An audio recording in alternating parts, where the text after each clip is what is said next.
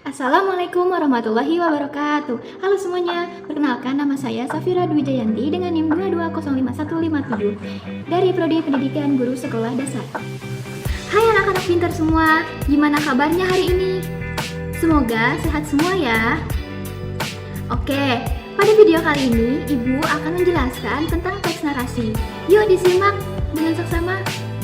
Di sini ada capaian pembelajarannya, yaitu pada fase B, kalian mampu memahami pesan dan informasi tentang kehidupan sehari-hari, teks narasi dan puisi anak dalam bentuk cetak atau elektronik.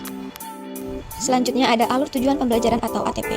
Peserta didik mampu memahami pesan dan informasi dari teks narasi dan puisi anak dalam bentuk cetak atau elektronik.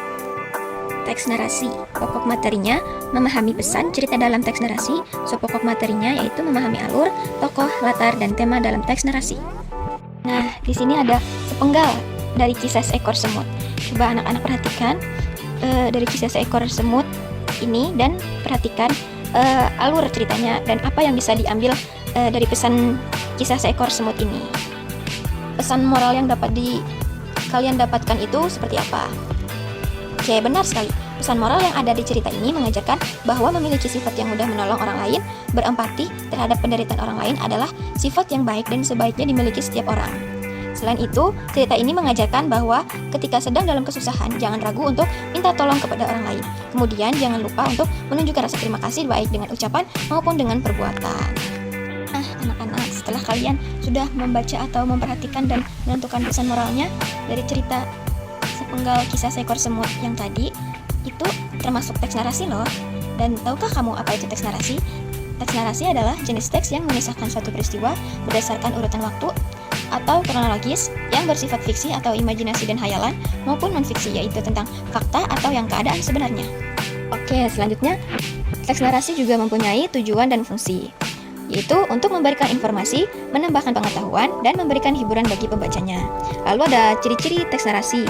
Yang pertama ada bercerita tentang suatu kejadian secara kronologis. Yang kedua terdapat konflik atau masalah. Yang ketiga memiliki unsur teks, yaitu ada tokoh, latar, alur, tema, dan pesan moral.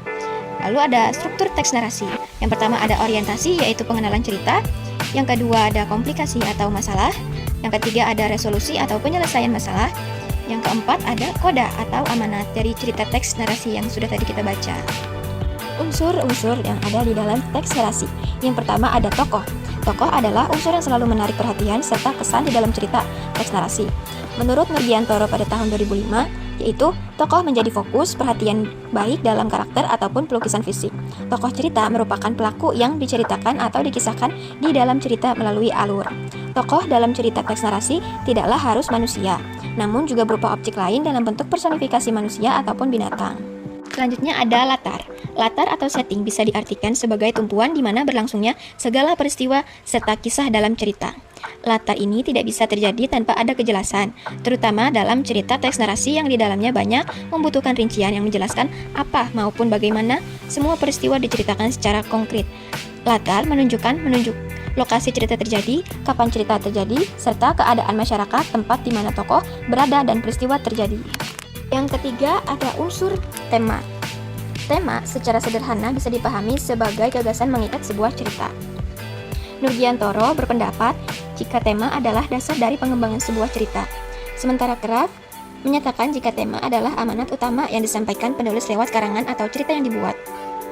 Tema umumnya akan berkaitan dengan segala masalah kehidupan yang terjadi pada manusia. Tema yang diangkat dalam suatu cerita akan tergantung dengan kemampuan dari penulisnya. Namun sekarang banyak yang ditemukan tema adalah hal yang mempunyai kaitan dengan interaksi dari sesama. Kemudian ada alur. Alur menurut Kasim pada tahun 1994 menyatakan bahwa cerita adalah rangkaian peristiwa yang diceritakan di dalam sebuah karya sastra untuk mencapai efek yang tertentu. Rangkaian peristiwa tersebut terjalin dengan seksama mulai dari pengenalan peristiwa, bagaimana rumitnya keadaan atau suasana, klimaks, hingga penyelesaian dari peristiwa. Alur cerita adalah rangkaian dari segala peristiwa yang terjadi dan menyambung lalu akhirnya menjadi cerita yang menarik. Bisa disimpulkan jika alur merupakan cerita mengenai tokoh, riwayat hidup, peristiwa yang terjadi pada tokoh, dan berbagai hal lain yang mempunyai kaitan dengan tokoh. Oke anak-anak, terima kasih sudah mau menonton atau mendengarkan video pembelajaran dari teks narasi kali ini. Semoga kalian dapat dipahami atau dimengerti. Wassalamualaikum warahmatullahi wabarakatuh. Sekian video dari saya. Kurang lebihnya mohon maaf. Wassalamualaikum warahmatullahi wabarakatuh. Terima kasih.